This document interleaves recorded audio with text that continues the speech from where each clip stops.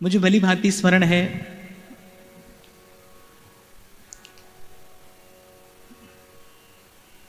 जब श्री राधाष्टमी के अवसर पर हम लोगों ने इसी प्रांगण में प्रीति चौबनी लीला की चर्चा की थी, तो व्यासपीठ ने एक भाव आपको निवेदन किया था कि त्याग प्रेम का आधार है और धैर्य प्रेम का आहार, समर्पण प्रेम का श्रृंगार है और सेवा प्रेम का संस्कार, निष्कामता प्रेम का प्राण है और अनन्यता प्रेम की आन है, अनन्यता प्रेम की शान है। वैसे तो अनेक अनेक बार अनेक प्रसंगों में इस बात पर चर्चा होती ही है कि भगवान केवल भक्ति से नहीं अपितु अनन्य भक्ति से प्रसन्न होते हैं। स्वयं भगवान ने भी ऐसा कहा, भक्तों का भी ऐसा अनुभव है। और जब चर्चा प्रेम के देश की हो रही हो तब तो ये उपासना का प्राण तत्व है। और यहां मैं ये बात विशेष रूप से निवेदन करूंगा कि जो हमारे श्री महाप्रभु जी की उपासना है, अनन्यता ही उस उपासना का मेरुदंड है। अनन्यता के भाव पर ही उपासना का ये महल खड़ा होता है। लेकिन साथ ही साथ मैंने आपको ये निवेदन किया था कि ये अनन्यता देखकर सुनकर सीखने वाला कोई भाव नहीं है। अनन्यता वस्तुतः क्या है? अनन्यता वस्तुतः आपकी बिखरी हुई चेतना का सिमट जाना है। बिखरा हुआ मन है, वो कितनी भी अनन्यता की बात कर ले और किसी को देखकर किसी से सीखकर वो अनन्यता का निर्वाह करने की चेष्टा भी करे तो वो कर नहीं पाएगा। यहां मैं एक और बात आपको निवेदन करूं कि अपने अपने प्रभु के अतिरिक्त किसी अन्य देवी या देवता की ओर न देखना, उसका आराधन न करना, केवल इसी का नाम अनन्यता नहीं है। अनन्यता का आरंभ तो महाप्रभु कहां से करते हैं? पहले कहते हैं अलम विषय वार्तया नरक कोटि विभत्सया, अर्थात संसार के विषय की तो बात ही क्या करें, उसकी तो बात करना ही व्यर्थ है। अलम विषय वार्तया बोले उसकी तो चर्चा ही मत करो, क्योंकि विषय की वार्ता ही कोटि नरकों के समान घृणित है। नरक कोटि विभत्सया। फिर आगे बढ़ते हैं, फिर कहते हैं वृथा श्रुति कथाश्रमो, अर्थात वेद वेदांत की चर्चा से भी हमें क्या लेना देना है, वो भी व्यर्थ का परिश्रम है, क्योंकि वहां पर रसानुभूति तो है नहीं। वृथा श्रुति कथाश्रमो, और अगर कर भी लें तो क्या प्राप्त होगा? मुक्ति प्राप्त होगी। और महाप्रभु कह रहे हैं उससे तो हमें भय लगता है, बत विभेमी कैवल्यतः। पर इससे भी आगे वो कहते हैं परेश भजनोन्मदा यदि शुकादय किम ततः, और अगर सुखदेव जी सरीखे कोई परम भागवत श्री कृष्ण के चरणारविंद के किसी अमल भजन रस में मत हैं तो उनको भी वहीं रहने दो, हमें उनसे भी क्या लेना देना है। और अंत में अपने हृदय की बात कहते हैं, अपना हार्द प्रकट करते हैं कि परंतु मम राधिका पद रसे मनो मज्जतु, अर्थात हमारा मन तो जागते सोते सपने श्री स्वामिनी जू के, श्री किशोरी जू के, वृंदावनेश्वरी के चरणारविंद का भ्रमर बना रहे, चरणारविंद का मधुकर बना रहे। तो अनन्यता का तात्पर्य केवल ऐसा नहीं कि आप एक मंदिर जाते हैं दूसरे मंदिर नहीं जाते तो आप अनन्य हो गए। अनन्यता का अर्थ है संसार से लेकर ब्रह्मानंद और ब्रह्मानंद से लेकर भगवदानंद कहीं भी आपके मन की अटक ना हो, तब मन को अनन्य जानना चाहिए। सुधानिधि में ही महाप्रभु ने कहा ब्रह्मानंदैक वादः पर कतिचन भगवत वंदनानंद मत्तः, अर्थात कोई ब्रह्मानंद में निमग्न है, कोई भजनानंद में निमग्न है, हमें ना इनसे कुछ प्रयोजन है ना उनसे कुछ लेना है। परंतु मम राधिका पद रसे मनोमज्जतु, मेरे प्राणनाथ श्री श्यामा मैं शपथ करूं तृण छिए। ये मैंने आपको इसलिए निवेदन किया कि यहां की जो अनन्यता है, ये जो अनन्य भजन भावना है, ये देख सुनकर समझने वाला कोई विषय नहीं है। उपासना में जब आप उतरेंगे, उपासना के भाव में जब आप उतरेंगे तो होते होते वृत्ति का परिष्कार होगा। आप देखो मैला कुचैला जल जो है, जब उसे छाना जाता है तो एक बार छन्ने से ही वो सारी धूल एक और नहीं होती, एक बार छाना जाता है फिर दूसरी बार छाना जाता है। ऐसे ही जब आप उपासना का आरंभ करेंगे फिर क्या होगा, सुनते, सीखते, समझते, देखते, फिर कुछ भावों का, कुछ बातों का स्वयं के जीवन में प्रयोग करते, धीरे धीरे वृत्ति का परिष्कार होगा, धीरे धीरे मन सिमटेगा। सबसे पहले मन संसार के विषय से हटेगा। संसार के विषय से हट जाने वाला ये सोचे कि मैंने वस्तु प्राप्त कर ली तो वो भूल कर रहा है, क्योंकि इससे आगे और भी बड़े बड़े भ्रम हैं, इससे आगे और भी बड़े बड़े फेर हैं, और या फिर मैं कहूं इससे आगे और भी कई प्रलोभन हैं। तो सबसे पहले मन संसार के विषय से हटेगा, फिर उसके बाद आपको समझ में आएगा कि आत्मा और परमात्मा का स्वरूप क्या है।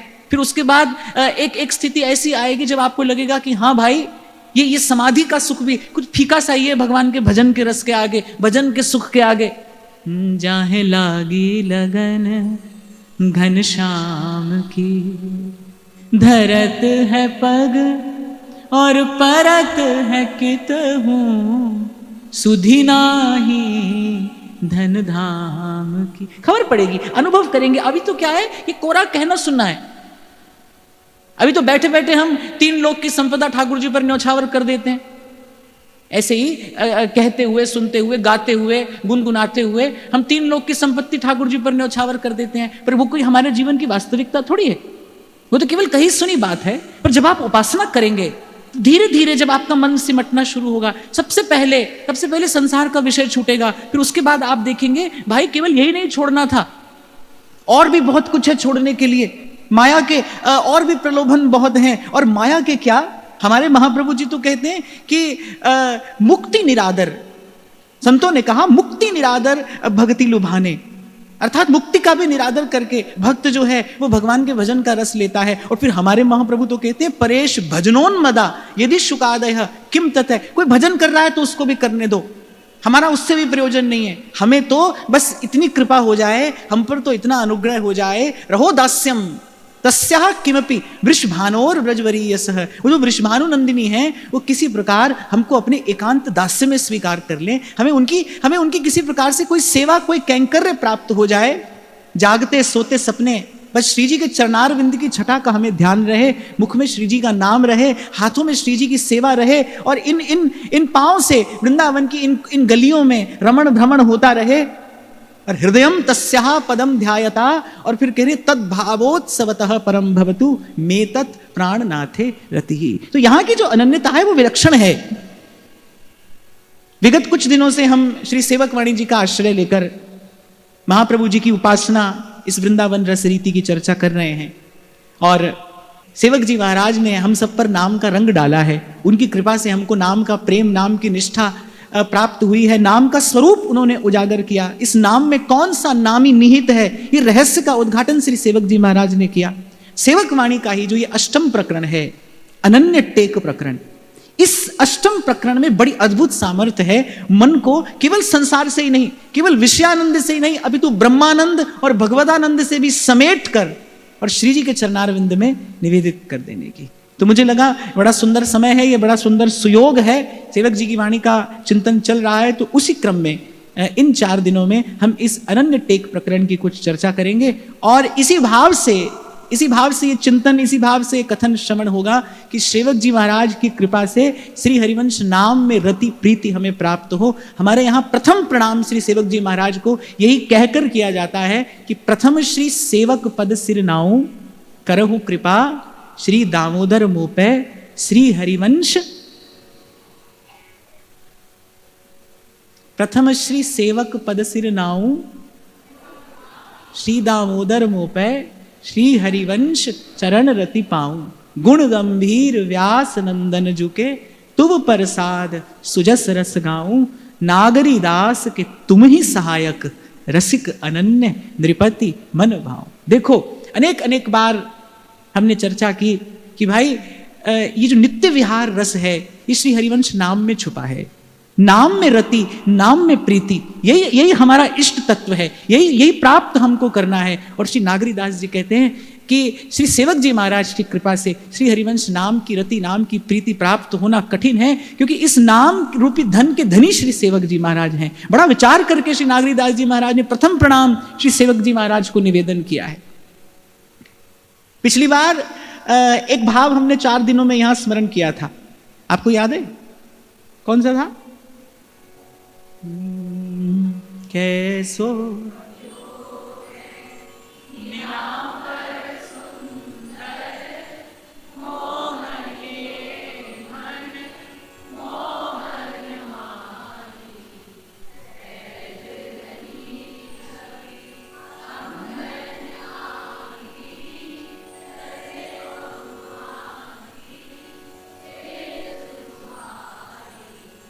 शीश को फूल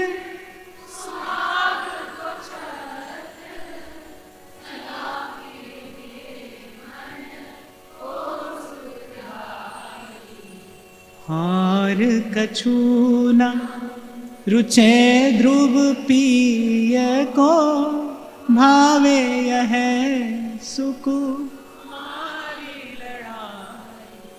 कैसो पव्यो है।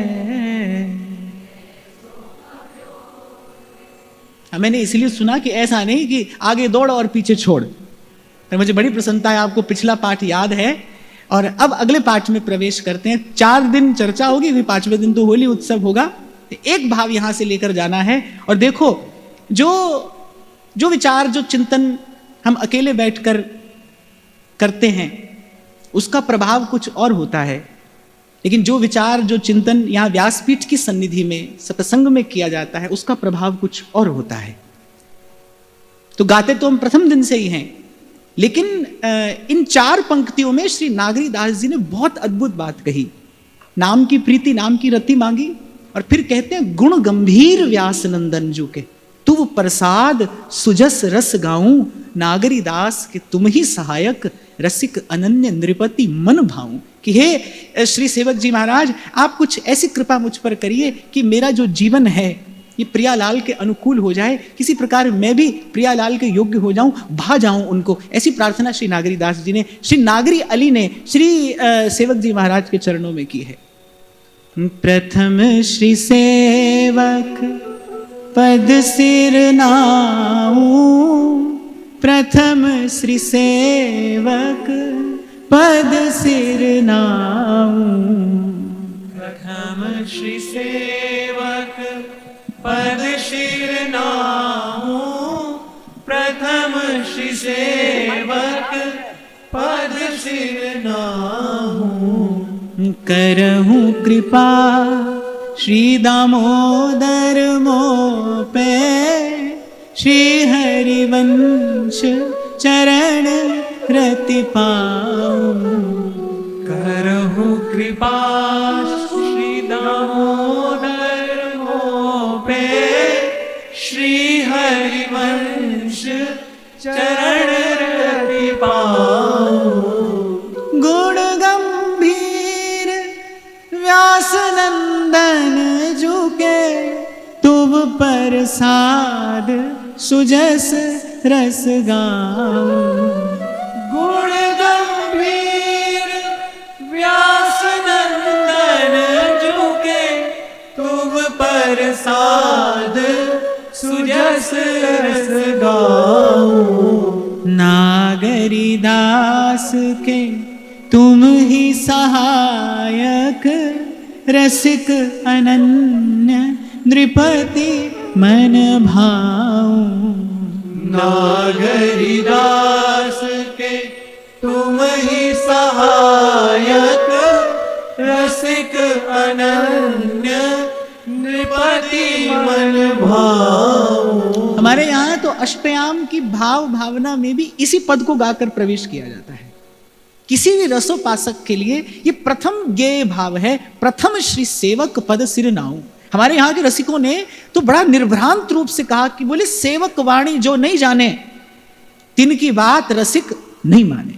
और एक प्रकार से देखा जाए तो जब श्री वनचंद्र जी महाराज ने आज्ञा दी कि श्री सेवक वाणी को श्री चतुरासी जी के संग ही रखा जाए, श्री चतुरासी जी के संग ही पढ़ा जाए, एक प्रकार से श्री वनचंद्र जी महाराज ने श्री सेवक वाणी को आचार्य वाणी के समकक्ष रखा। और आपको मुझे एक प्रकार से ये संकेत, ये संदेश दिया कि सेवक वाणी को जाने बिना श्री महाप्रभु जी की वाणी में, महाप्रभु जी के भाव में, महाप्रभु जी के रस में प्रवेश असंभव है। वस्तुतः ये सेवक वाणी ही है जो इस रस रीति के वास्तविक स्वरूप का प्रकाश करने वाली है। इसलिए मेरी तो इस सिद्धांत में बड़ी अनन्य निष्ठा है। मैं तो ऐसा मानता हूं कि कोई भी रसोपासक हो, वो किसी भी स्थान से दीक्षित हो, पर सेवक जी महाराज सबके गुरु हैं, क्योंकि सेवक जी महाराज ने श्री हरिवंश नाम के स्वरूप और स्वभाव को उजागर किया है। यही वाणी है जो नाम की प्रीति और प्रतीति का प्रसाद प्रदान करती है। तो वाणी सबके पास में है।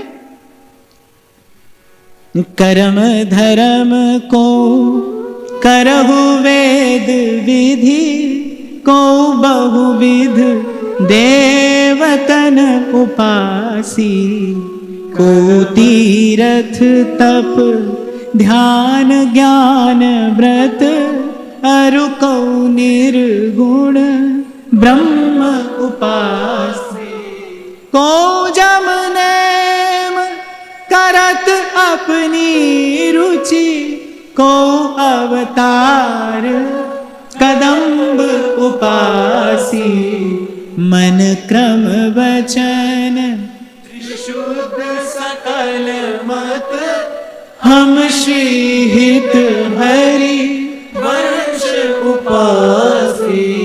प्रेमी में एक बड़ा विशिष्ट प्रकार का आत्मसम्मान का भाव होता है। आपको स्मरण हो, कल भी मैं आपसे कह रहा था, जीव का वास्तविक सम्मान तो प्रभु ही करते हैं, उसे प्रेम प्रदान करके। हमारे यहां हित सखी प्रियालाल को असीस देती है, चिर जीवो भूतल यह जोरी, जय श्री हित हरिवंश असीस देत मुख, चिर जीवो भूतल यह जोरी। और महाप्रभु जी का आचार्य का भावाश्रय लेकर, चरणाश्रय लेकर हम भी गाते हैं, लाडी जो थारो अविचल रहो जी सुहाग। हम भी नित्य गाते हैं, हूं बलि जाऊं नागरी श्याम, ऐसे ही रंग करो निशिवासर, वृंदा विपिन कुटी अभिराम।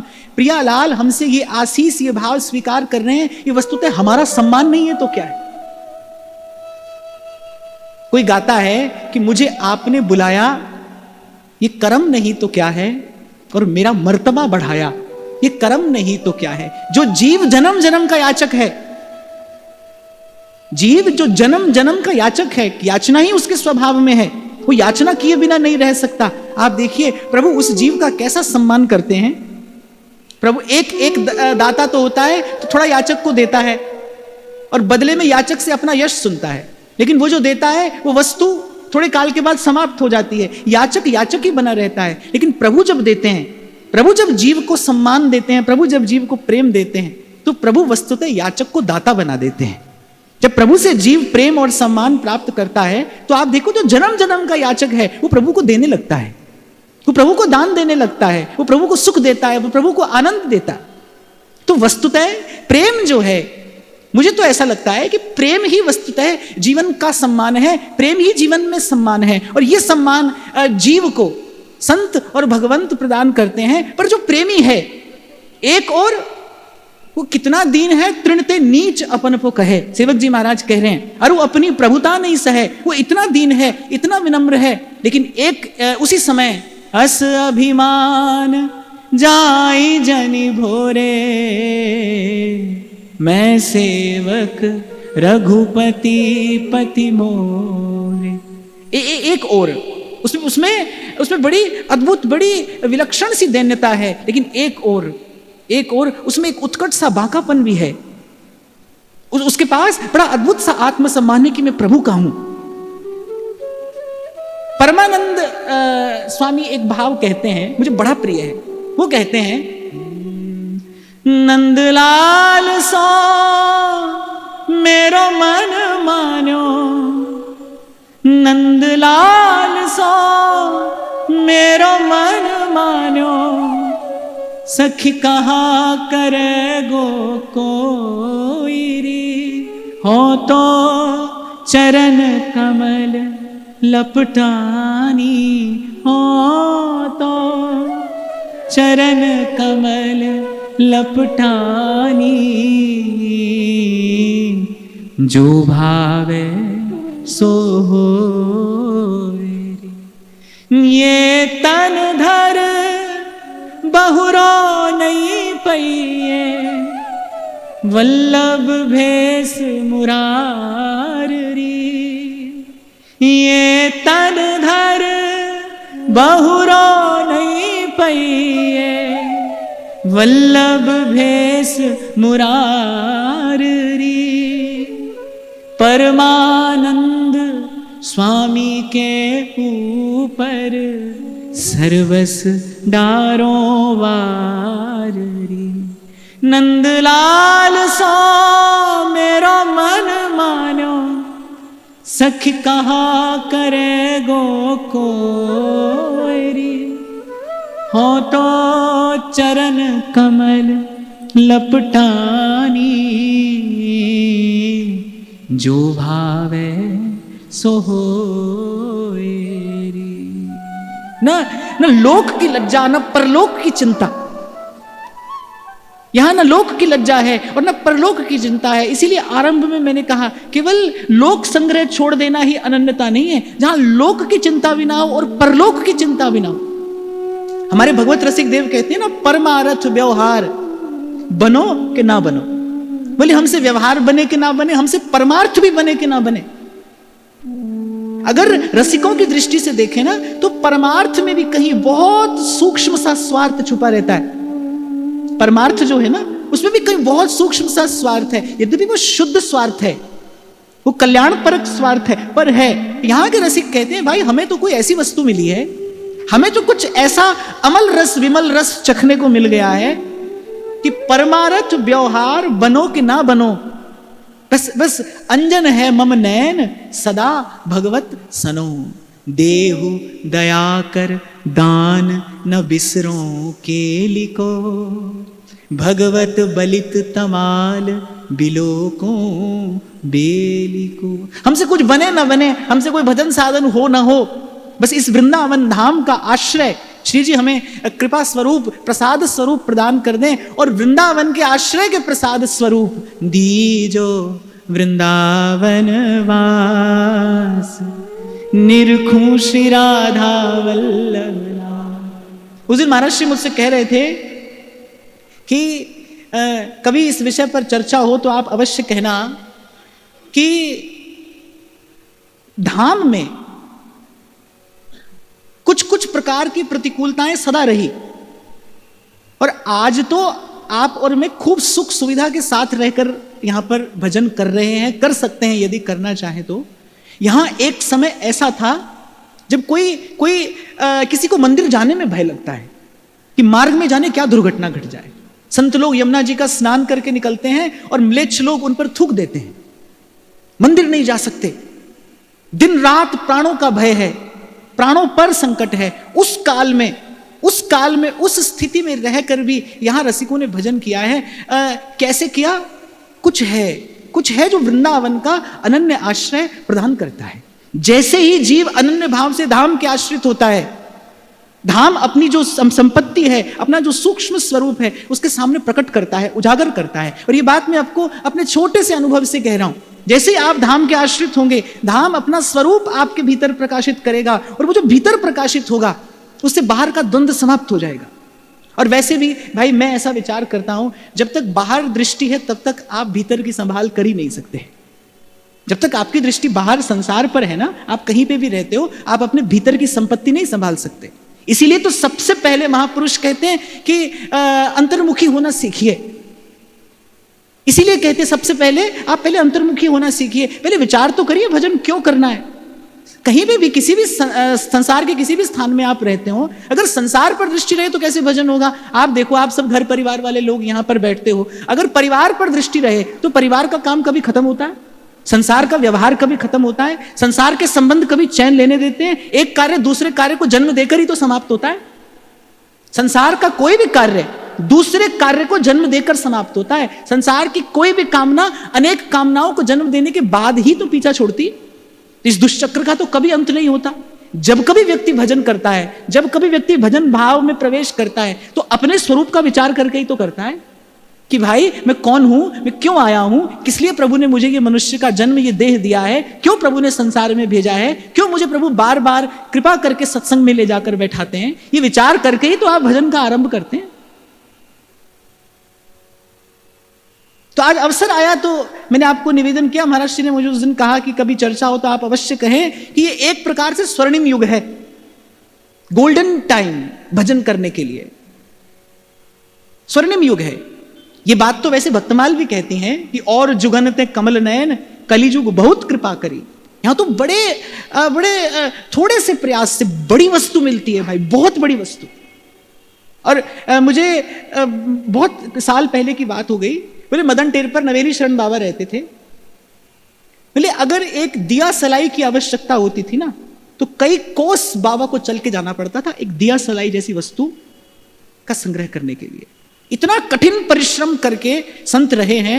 और भाई कोई तो कारण होगा जब ध्रुवदास जी कह रहे हैं खंड खंड हो जाए तन और अंग अंग सत टूक पर वृंदावन मत छाड़िए, छाड़ वो है बड़ी चूक। और कोई भाव और कोई प्रसाद यहां पर मिले कि नहीं मिले, पर एक बात तो मैंने अनुभव कर ली कि यहां पर रहते ही धाम की कृपा से धीरे धीरे मन जरूर सिमटने लगता है। ये धाम का अद्भुत प्रभाव है, ये धाम की विलक्षण महिमा है कि यदि आप गुरुजनों के निर्देशन में, गुरुजनों के मार्गदर्शन में यहां रह रहे हैं और श्री जी की कृपा से यदि आपको सत्संग मिल गया है, यदि आपको यहां पर सतत सत्संग उपलब्ध है, तो बस सत्संग और धाम की कृपा से, नाम और धाम की कृपा से प्रभु के रूप का साक्षात्कार भी होता है और प्रभु की लीला चिंतन करने योग्य हमारा अंतःकरण भी हो जाता है। लेकिन मैं अपनी पहली बात दोहराता हूं कि हम जिस भजन भावना के, हम जिस भजन मार्ग के पथिक हैं, अनन्यता उसका प्राण है। आज भी सुबह दीक्षा का सत्र था, कल भी था, और मैंने एक ही बात सबसे निवेदन की, आज से पहले जो किया उस सबको प्रणाम करते हुए, आज से पहले जिसकी पूजा की, जिसकी सेवा की, जो व्रत उपवास हमने आज से पहले किया, उस सबको प्रणाम करते हुए, सबका धन्यवाद करते हुए, बस आज से एक संकल्प लेना है, आज से एक जीवन व्रत लेना है। अब से जो हमारा सुख दुख है, उस सुख दुख के साझी हमारे राधा वल्लभ लाल हैं। जो कहना है वो श्री महाप्रभु जी के चरणों में कहना है। अब किसी और द्वार पर नहीं जाना है, अब किसी और की आशा नहीं लगानी है, यहीं से अपने मन को समेटना हमें आरंभ करना है। सेवक जी महाराज ने पहली बात क्या कही, कर्म धर्म। क्योंकि जीव जो उलझा है, पहले तो कर्म में उलझा है, और कर्म से थोड़ा आगे चले तो धर्म में उलझा है। जो साधारण व्यक्ति उलझा रहता है ना, वो तो सुबह से शाम तक कर्म में उलझा है, और जो कर्म में नहीं उलझा है वो धर्म में उलझा है। अब आप सोचोगे धर्म भी उलझाने वाला है? हाँ, जहां तक द्वंद्व है वहां तक उलझन है, जहां तक विधि और निषेध है वहां तक उलझन है। आप देखो शास्त्रों पुराणों में जितनी पूजा की विधियां आपको मिलेंगी, सब में विधि भी मिलेगी, निषेध भी मिलेगा। अरे यहां तक कि जप, भगवान का नाम जप जो कलयुग का यज्ञ है, वहां तक भी शास्त्र आपको निर्देश देता हुआ मिलेगा, भाई सुमेरु पार नहीं हो जाए माला का, कोई उंगली का स्पर्श नहीं हो जाए, ऐसा करने से जप दूषित हो जाता है। जहां तक विधि और निषेध है वहां तक उलझन है, वहां तक द्वंद्व है। और विधि और निषेध से मुक्त, विधि और निषेध से सर्वथा मुक्त यदि कोई पद्धति है, यदि कोई भाव है, तो केवल प्रेम है, केवल प्रेम है, वहां पर कोई द्वंद्व नहीं। हमारे श्री महाप्रभु जी का परिचय नाभाजी महाराज यही कहकर तो देते हैं, बोले इन्होंने एक ऐसी उपासना प्रकट कर दी कि विधि निषेध नहीं, दास अनन्य उत्कट व्रतधारी। यहां तो बस केवल एक ही बात का व्रत है, सोवत जागत रटू निरंतर। आप सब बुद्धिमान लोग यहां पर बैठे हो, विचार करो, आप लोहे की जंजीर से बंधे हो, कोई आपके हाथ से लोहे की जंजीर खोल के और सोने की जंजीर में आपको बांध दे, आपकी स्थिति में क्या परिवर्तन आया? आपको लगता है इसमें कोई परिवर्तन आया? किसी ने लोहे की जंजीर खोली और आपको सोने की जंजीर में बांध दिया, पर बंधन तो बंधन है। संसार के द्वंद्व से छूटे तो यहां पर विधि और निषेध का द्वंद्व है, अब उससे मुक्त होकर कहां जाएं? और मैं तो यह समझता हूं कि संसार के द्वंद्व से छूटना सरल है, ये जो विधि और निषेध का द्वंद्व है इससे छूटना तो बड़ा कठिन है, क्योंकि इसमें जीव को बड़ा भय है। आधे से अधिक लोग तो भय के कारण ही भगवान के सन्मुख होते हैं, भय के कारण ही पूजा करते हैं, भय के कारण ही व्रत साधन करते हैं। उसके मूल में भय है, प्रेम नहीं भय। तो वो विधि संसार का द्वंद्व तो छूट जाएगा, ये विधि निषेध का जो द्वंद्व है इससे तो कोई समर्थ महापुरुष ही छुड़ा सकता है, इससे केवल प्रेम छुड़ा सकता है। तो सेवक जी महाराज बिल्कुल निर्भ्रांत होकर कहते हैं, बोले कर्म धर्म को करहु वेद विधि, माने कोई बिल्कुल वेद विधि का पालन करके आचार विचार से युक्त होकर कर्म धर्म करता है तो करता रहे। और फिर कह रहे कौ बहु विधि देवतन उपासी। देखो क्रम से बताया है सेवक जी ने, पहले कर्म फिर धर्म। धर्म माने जो वेद में जिन धर्मों का वर्णन किया, यज्ञ आदि, और बोले उसके बाद को बहुविधि देवतन उपासी, और कोई बहुत विधि से अन्य अन्य देवताओं की उपासना करता हो। फिर कहते हैं को तीर्थ तप ज्ञान ध्यान व्रत अरु को निर्गुण ब्रह्म उपासी, और वो तीर्थ नियम संयम साधन करने के बाद कोई निर्गुण ब्रह्म का ध्यान करता हो। सेवक जी महाराज कह रहे वो भी करता रहे। और फिर कह रहे को यम नेम करत अपनी रुचि, को अवतार कदम उपासी, और कोई भगवान के 24 अवतारों का भजन कर रहा है, बोले वो भी करता रहे। पर मन क्रम वचन त्रिशुद्ध सकल मत हम श्री हित हरिवंश उपासी। हमने तो अब ये व्रत लिया है, हमारा तो अब यही जीवन व्रत है कि भाई कुछ भी हो शुभ और अशुभ न जानहि, स्वर्ग ना इच्छाएं और नरक ना डरें, धरें धर्म हरिवंश को हमारा सर्वस्व। अब हमारे राधा वल्लभ लाल हैं, हमारे जीवन में एक व्रत है, प्रभु जी तुम स्वामी हम दासा, प्रभु जी तुम स्वामी हम दासा, ऐसी भक्ति करे रे दासा, ऐसी भक्ति करे रे दासा। देखो जब तक ये करना है और ये नहीं करना, जब तक ये भाव ये विचार है, तब तक अर्थात आप अभी कर्म की सीमा में ही हैं, कर्म की सीमा में ही हैं।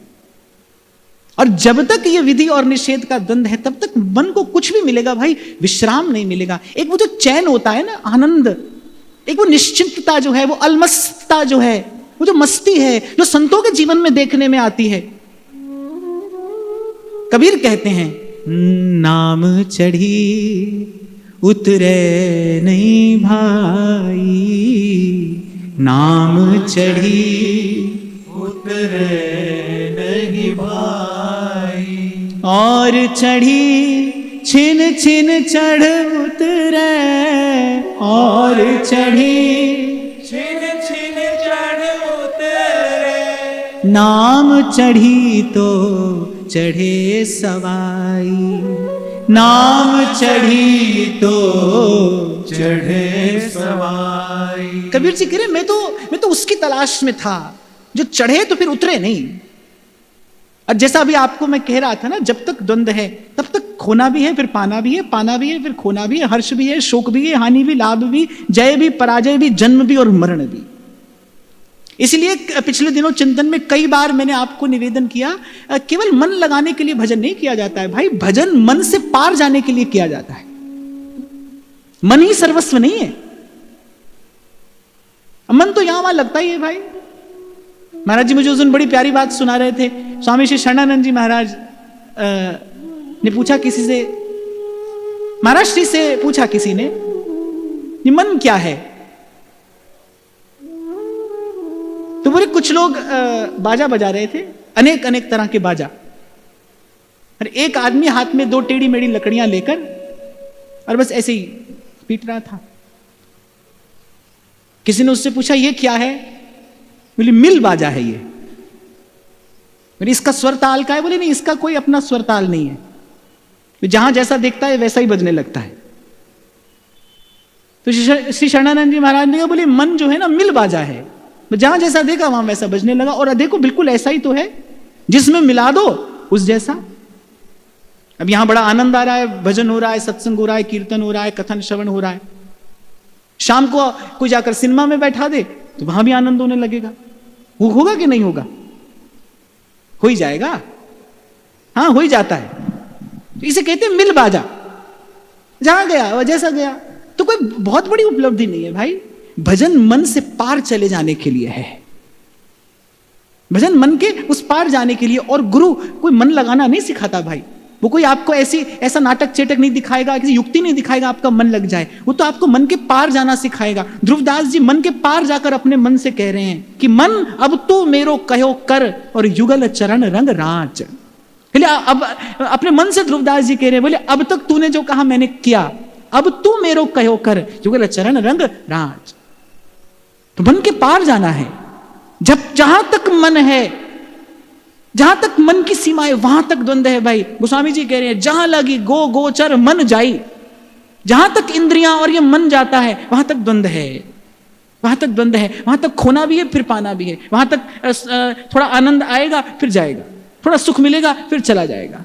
और इसी झूले में जीव अनंत अनंत काल से झूल रहा है। पर कबीर कह रहे हैं मुझे कुछ ऐसा मिला है, हमको मिला जिया मन हारा, हम ना मरे मरी है संसार। आपको याद हो कुछ समय पहले आपसे मैंने एक प्रश्न पूछा था कि आप यहां आए और यहां खूब सारे आसन सिंहासन लगे हों, लोहे का, पीतल का, चांदी का, सोने का, और आपसे कोई कहे एक पर बैठ जाइए, किस पर बैठेंगे आप? सोने पर बैठेंगे ना, उसी पर बैठना चाहिए। ऐसे ही याचना वहां से की जाए जहां जाने के बाद, जिस द्वार पर याचना करने के बाद वो याचना समाप्त हो जाए। आपकी मेरी याचना समाप्त नहीं हुई। आज तक हमें भी बहुत मिला, यहां वहां से हमने भी बहुत पाया, कभी इस द्वार से पाया, कभी उस द्वार से पाया, संसार से लेकर देवी देवताओं पर्यंत हम भी पाते रहे, लेकिन हमारी याचना समाप्त नहीं हुई। जब प्रभु देते हैं जीव को तो उसकी याचना समाप्त कर देते हैं, जो उसकी याचना की वृत्ति है प्रभु उसे समाप्त करते हैं। इसलिए मैंने कहा भाई प्रेम के बिना यह विश्राम नहीं मिलेगा, और बिना समर्थ महापुरुष के मन को सब ओर से समेट कर और इस भाव में लगा देने की युक्ति और किसी के पास नहीं है। इसीलिए कबीर ने गाया, हम ना मरे मरी है संसार। सेवक जी महाराज को वो समर्थ महापुरुष मिला, और सेवक जी महाराज ने सब एक ओर रखते हुए मन क्रम वचन त्रिशुद्ध सकल मत हम श्री हित हरिवंश उपाय। अर्थात मन कहाँ रहे हमारा? राधा रानी के चरण, महारानी के चरण, राधा रानी के चरण, महारानी के चरण। देखो ये एक पंक्ति मुझे तो इतनी जोरदार लगती है, मुझे लगता है सब वेद शास्त्रों का सार यहां ब्रज के संतों ने एक पंक्ति में कह दिया, भाई यही करना। रे मन भूल मत जइयो राधा रानी, क्योंकि सारन को सार और रस को भी रस, ये सार का सार और रस का भी रस, परम रस कि राधा पद पंकज के भ्रमर होए रहिए। मैं तो कहता हूं बुद्धि की दौड़ लगानी बंद करो। ये बुद्धि की दौड़ जब तक है तब तक भ्रम है, तब तक भूल है। ये बुद्धि की दौड़ लगानी बंद करो। ऐसा होगा नहीं, ये बड़ा कठिन है। तभी रामकृष्ण परमहंस कहते थे मां काली से कि मां मेरी बुद्धि पर कुठाराघात कर दो। ये बार बार ये तुम्हारे होने का प्रमाण चाहती है। ये जो मेरी बुद्धि है ये तुम्हारे होने का प्रमाण चाहती है। आप साधक लोग यहां बैठते हैं, आपको कभी कभी भजन में अनुभव होता है कुछ, ऐसा लोग पूछते हैं, भजन में अनुभव होता है कुछ, आपको लगता है कि जैसे ठाकुर जी ने आपसे कुछ कहा, लेकिन एक क्षण के बाद आपको आपकी बुद्धि संशय उपस्थित कर देती है। आपको लगता है अरे हमसे कैसे ठाकुर जी कुछ कहेंगे, नहीं ये तो हमारी बुद्धि का भ्रम होगा। वो बुद्धि का भ्रम नहीं था, पर यह बुद्धि का भ्रम बुद्धि ने उपस्थित कर दिया, और बड़े दीर्घ काल तक यही स्थिति रहती है। इसीलिए रामकृष्ण परमहंस कहते हैं मेरी बुद्धि तुम्हारे होने का पुनः पुनः प्रमाण मांगती है। प्रेम का कोई प्रमाण नहीं है भाई, प्रेम का प्रमाण तो बस आत्मा है। श्री हरिवंश प्रमाण मनम, प्रेम का प्रमाण तो आपका अंतःकरण है। तो ये बड़ी जोरदार बात है। एक इस बात को मान लिया जाए कि ये आंख मेरी लाडले मग रावरो हेरत रहे, और ये मेरी रसना चातकी रस घन तुम्हें टेरत रहे। इसलिए मैंने अभी कहा कि आज सुबह दीक्षा सत्र में भी मैंने कहा जो करना था भाई हमने कर लिया, और अच्छी प्रकार से किया, ठीक प्रकार से किया, तो ही यहां तक पहुंचे। सबके प्रति सद्भाव रखते हुए अब इस प्रेम की गली में प्रवेश कर जाइए। अब पीछे मुड़कर मत देखिएगा।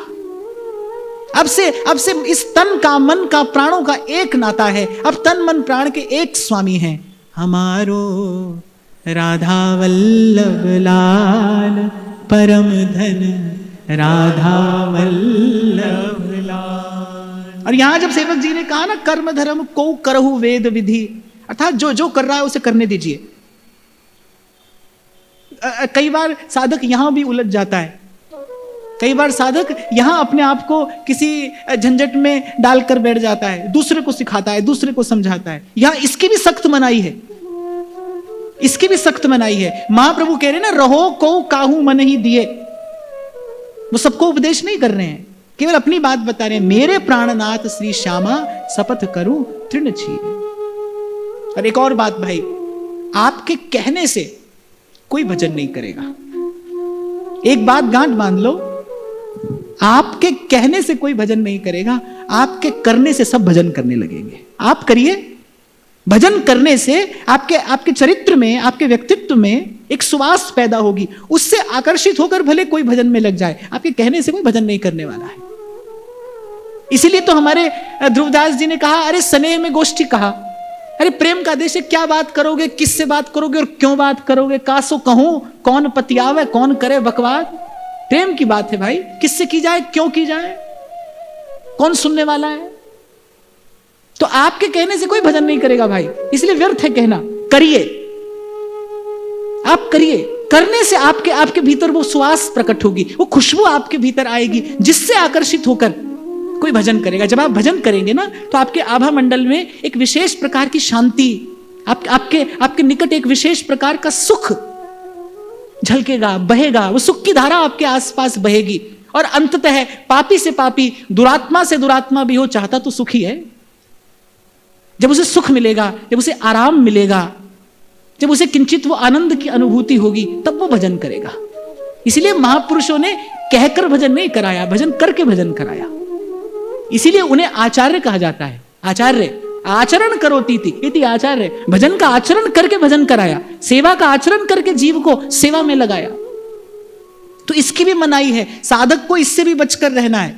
कोई जो कर रहा है वो करे। ध्रुवदास जी सब बात कहने के बाद कहते हैं, यह प्रबोध ध्रुव जो मन धरे, सो भलो आपनो करे। बोले भैया हमने बात बता दी, हमने कंचन कांच का भेद भी बता दिया, अब जिसे जैसा रुचे वैसा ले ले, और जिसको इतना कहने के बाद भी समझ में न आए, कहने अपनी वो जाने। तो यहां सेवक जी महाराज ने कर्म धर्म से लेकर और भगवान के अनेक अनेक अवतारों का भजन करने वाले तक सबको समेटते हुए कहा, भाई जो जैसा कर रहा है उसको प्रणाम है, पर मन क्रम वचन त्रिशुद्ध सकल मत हम श्री हित हरिवंश उपासी। हमारा मन कहां रहे, हृदयम तस्याः पदम ध्यायता। एक जो रसोपासक है, एक हितोपासक जो है, जो महाप्रभु जी के चरणाश्रित है, जो हित की रीति से भजन कर रहा है, उसके मन में चिंतन रहे सदैव किसका, राधा रानी के चरण। ये महाप्रभु की आज्ञा है, हृदयम तस्याः पदम ध्यायता। राधा रानी के चरण, महारानी के चरण। और अगर श्री जी के चरणों का दर्शन आपको भावना में न हो, अब मैं आपसे कहूं चरणों का ध्यान करो, आप बोलो चरणों का ध्यान कैसे करें, नहीं होता। अगर चरणों का ध्यान नहीं हो तो भी चरणों के ध्यान के आसपास ही रहना है। कैसे रहना है, कब चरण तुम्हारे दे। नहीं ध्यान हो तो श्री जी से ये बात कहिए, लेकिन हमारा मन, हमारा चिंतन श्री चरणों के निकट रहे। कब चरण तुम्हारे दे। देखो मन जो है ना, 3 प्रकार का हो सकता है। या तो वो जो साधारण मक्खी होती है, मिष्ठान पे भी बैठती है, विष्ठा पे भी बैठती है, या तो मन ऐसा होगा, और या मन होगा मधुमक्खी के जैसा। लेकिन और परिष्कृत हो गया तो मन कैसा होगा, मधुकर के जैसा। संतों ने श्रेष्ठ वृत्ति बताई, मधुकरी वृत्ति, मधुकर के जैसा मन। अर्थात वो कमल पुष्प पर ही बैठेगा और उसके मकरंद रस का ही पान करेगा। उसे फूल की पत्ती से भी कोई लेना देना नहीं, उसकी प्रीति अनन्य है पुष्प से। कहते हैं कि भ्रमर यदि चाहे तो लकड़ी में भी छेद कर देता है, लेकिन यदि पुष्प के मकरंद का पान करते करते सांझ हो जाए और कमल पुष्प अपनी पंखुड़ी बंद कर दे, तो कह रहे भ्रमर उस कोमल कमल की उस पंखुड़ी से छेड़छाड़ नहीं करता, क्योंकि उससे उसकी प्रीति है, उससे उसका प्रेम है। तो या तो मक्खी के जैसा मन होगा, और क्षमा करना अभी हमारा मन वैसा ही है, मिष्ठान पर भी बैठता है, विष्ठा पर भी बैठता है, यहां पर भजन का रस भी लेता है, संसार में विषय का रस भी लेता है। देखो संसार में रहना पड़े बात दूसरी है, पर संसार में रसास्वादन हो रहा है ये बात दूसरी है। इसके विषय में ईमानदार रहना चाहिए। संसार में रहना तो प्रारब्ध के अधीन है, ये आपके मेरे नियंत्रण में नहीं है। पर बस जीव प्रारब्ध के अधीन है, दैव और विधान के अधीन है, संस्कार के अधीन है, बंधा है, स्वतंत्र नहीं है। तो तो रहना पड़े वो बात दूसरी है। अस्पताल में कितनी भी सुविधा क्यों ना हो, आजकल तो सब सुविधाओं से युक्त अस्पताल बनाए जाते हैं, अस्पताल में कितनी भी सुविधाएं क्यों ना हो, लेकिन अस्पताल में रहने वाले को कोई सुख थोड़ी होता है। वो शीघ्र से शीघ्र वहां से मुक्त होना चाहता है कि नहीं, वो वहां से चले जाना चाहता है कि नहीं। ऐसे ही संसार में आपको प्रारब्धवशात रहना पड़े बात दूसरी है, पर संसार में रसास्वादन तो नहीं हो रहा, संसार में आपको जो आप कहते हैं संसार में आपको मजा तो नहीं आ रहा। इसका चिंतन, इसका विचार ईमानदारी से करना चाहिए। और मैं ईमानदारी से करने के लिए इसलिए कह रहा हूं क्योंकि कई बार मैं आपसे कहता आया, आज फिर दोहरा रहा हूं कि जहां जाना है ये जान लिया, ये समझ लिया, बड़ी अच्छी बात है, लेकिन जहां से जाना है ये जानना भी बड़ा जरूरी है। हमको कहां से आरंभ करना है, यदि ऐसी स्थिति है तो फिर हम वहीं से आरंभ करेंगे। तो अगर मैं कहूं, अपनी बात कहूं, तो अभी तो क्या है ना, मन मक्खी के जैसा है, यहां भी बैठता है वहां भी बैठता है, और परिष्कृत होगा फिर मधुमक्खी के जैसा, वो केवल पुष्पों का, अनेक अनेक अनेक अनेक पुष्पों का वो मकरंद संचय करती है, फिर भ्रमर है, उसकी पुष्प से बड़ी प्रीति है, उसका पुष्प से बड़ा प्रेम है।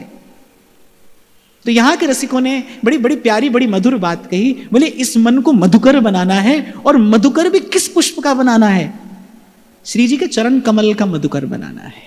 इसलिए मैंने कहा भाई यहां संतों ने बड़ी गंभीर बात बड़े सरल शब्दों में कह दी।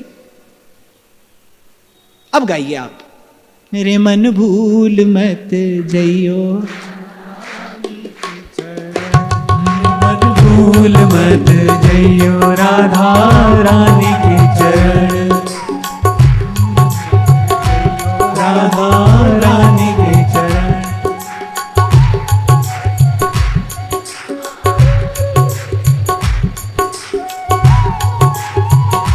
और एक प्रश्न का व्यासपीठ ने बिना ही पूछे उत्तर दे दिया कि अगर चरणों का ध्यान ना हो तो क्या करें, कब चरण तुम्हारे देखूं, कब जन्म सुफल कर ले।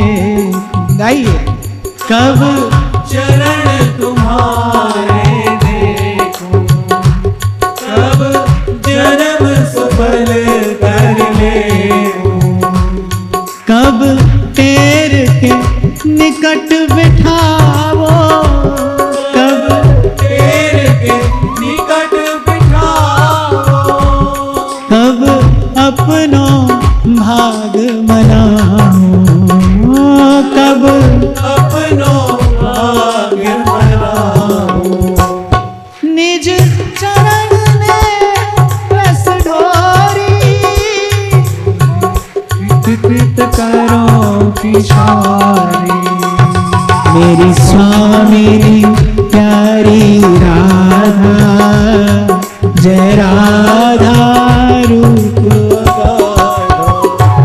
मेरी स्वामी प्यारी राधा, जय राधा रूप गाओ। देखो इस पहले सवैये की 3 पंक्तियां वो तो मैंने समेट कर एक क्षण में आपको बता दिया, लेकिन जो अंतिम बात सेवक जी कह रहे हैं, मन क्रम वचन त्रिशुद्ध सकल मत हम श्री हित हरिवंश उपासी, ये विचारणीय है, ये चिंतनीय है। सबसे पहले मन सदा श्री जी के चरण कमलों के निकट रहे। महाप्रभु ने यही संकेत किया, आदेश दिया है कि मेरा हृदय हे स्वामिनी सदा आपके चरणों का चिंतन करता रहे। श्री राधेव गतिर्ममास्तु पदयोः प्रेमामृत श्राविणी, अर्थात मेरे मन की कोई और गति ना हो, मन कहीं और न जाए, सतत आपके चरणों के निकट बना रहे, मंडराता रहे भ्रमर की भांति। मन भवरा थारे चरण कमल सो, मन भवरा थारे चरण कमल सो, आलिपटायो जी नाथ हरि शरणी आयो जी नाथ हरि शरणी आयो जी। और भाई मुझे स्मरण आ गए सूरदास जी जब अपने मन से कहते हैं, चकैरी चल चरण सरोवर। उन्होंने चरण को उपमा दी सरोवर से, अपने मन के चकोर से कहते हैं, चकैरी चल चरण सरोवर। जहां नहीं प्रेम वियोग, जहां कभी सुख स्वरूप, आनंद स्वरूप, सच्चिदानंद स्वरूप प्रभु से तेरा वियोग नहीं होगा। चल प्रेम सरोवर, जहां नहीं प्रेम वियोग, चकैरी चल चरण सरोवर। तो या तो मन चरणों का ध्यान करे, नहीं तो चरणों को देखने की, चरणों को निहारने की, चरणों को दुलारने की इच्छा करे। ये एक हितोपासक के मन की गति हो, ये एक हितोपासक के मन की स्थिति हो। सेवक जी ने कहा ना, मन क्रम वचन। तो इस उपासना, इस भावना के अनुरूप मन कहां रहे? श्री जी के चरणों में है। अनेक अनेक स्थानों पर महाप्रभु जी ने सुधा निधि में, अपने हार्द में यही बात प्रकट की। पूर्व भी मैंने आपको संकेत किया था, एक विशिष्ट, एक विलक्षण, एक अद्भुत, एक अनुपम, एक अनिर्वचनीय प्रेम की धारा श्री जी के चरणों से सतत प्रवाहमान है, सतत। और भाई, जैसा आपका मेरा मन है ना, ये गंगा स्नान किए शुद्ध नहीं होगा। जैसा आपका मेरा मन है ना, ये गंगा स्नान करने से शुद्ध होने वाला नहीं है। यमनेम, ये जब तप, ये तीर्थ ध्यान करने से भी शुद्ध होने वाला नहीं है। श्री जी के चरणों से जो धारा प्रवाहित हो रही है, उसमें गोता लगाकर ही श्री जी के योग्य बनेगा।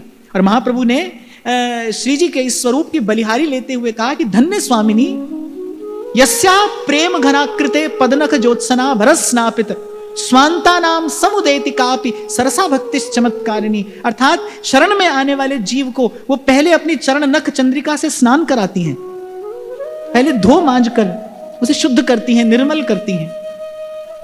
फिर उसके हृदय कमल पर अपने चरण कमल प्रतिष्ठित करती हैं। आप लोगों ने एक शब्द सुना होगा, प्राण प्रतिष्ठा। श्री विग्रह पधराया जाता है तो उसकी प्राण प्रतिष्ठा होती है। पर हमारे यहां संत कहते प्राण प्रतिष्ठा का अर्थ क्या है?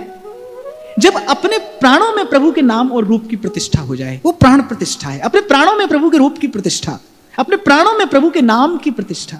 सांस सांस सिमरे गोविंद, मन अंतर की उतरे चिंत। बोली सखी कहती है, जब लूं नाम सांस तब ही लूं, एक मेक है जाऊं। ये क्या है? ये प्राण प्रतिष्ठा है, ये प्राण में नाम की प्रतिष्ठा है। ऐसे आप देखो, यहां के कुछ रसिक उपासक श्री जी के रूप में आ सकते हैं, रूप दर्शन के बिना नहीं रह सकते। सतत राधा वल्लभ लाल को हृदय, ध्यान, मुख नाम, ये अपने प्राणों में श्री जी के रूप की प्रतिष्ठा है। कुछ बड़ भाग ऐसे हैं जो धाम को ही अपना परमाश्रय मानते हैं। श्री प्रबोधानंद सरस्वती पाद, उनके प्राणों में धाम की प्रतिष्ठा है। तो यहां सेवक जी महाराज कुछ इस ओर संकेत कर रहे हैं कि मन में प्रतिष्ठा हो जाए श्री जी के चरण कमलों की। मधुकरवत, सतत मधुकर की भांति मन उन्हीं चरण कमलों के निकट मंडराता है। फिर कहते क्रम, क्रम माने कर्म, मन कर्म वचन। ये मन, फिर मन के बाद कर्म। एक हितोपासक का कर्म कैसा हो, क्योंकि उसे संसार में भी, व्यवहार में भी रहना है। एक हितोपासक का कर्म कैसा हो? सब सो हित, यही एक हितोपासक का कर्म हो। सर्व के प्रति सद्भाव। सेवक जी महाराज ने भी इस विषय पर बल देते हुए कहा, सब जीवन सो प्रीत। अच्छा, मैं इस बात पर बहुत विचार करता हूं, आपके साथ भी मैंने कई बार चर्चा की कि सेवक जी महाराज ने यह बात बाद में कही, रीत निबाहत आपनी।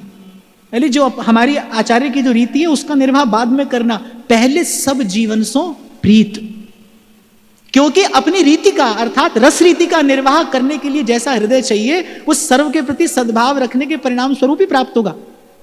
किसी के प्रति भी यदि आपके मन में कुभाव, क्या अभाव भी है, तो एक कुभाव होता है, एक अभाव होता है। कुभाव तो है अहित का चिंतन, और अभाव क्या है? माने किसी को अपने से हीन समझना, किसी को अपने से कनिष्ठ समझना, अपने आप को श्रेष्ठ समझना, ये किसी के प्रति अभाव रखना है। आप किसी से श्रेष्ठ अपने आप को समझते हैं तो कहने की आवश्यकता नहीं है आपको उस व्यक्ति को, उसके प्रति आपके मन में अभाव है। तो किसी के प्रति कुभाव हो या किसी के प्रति अभाव हो, यदि अभाव या कुभाव है तो आपके हृदय में सद्भाव नहीं रहेगा।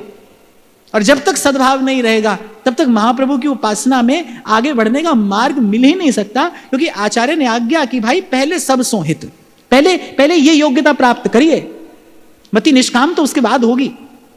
इसीलिए कल मैं कबीर साहब की बात आपको बता रहा था कि प्रेम का घर बड़ी दूर है भाई, बड़ी दूर है।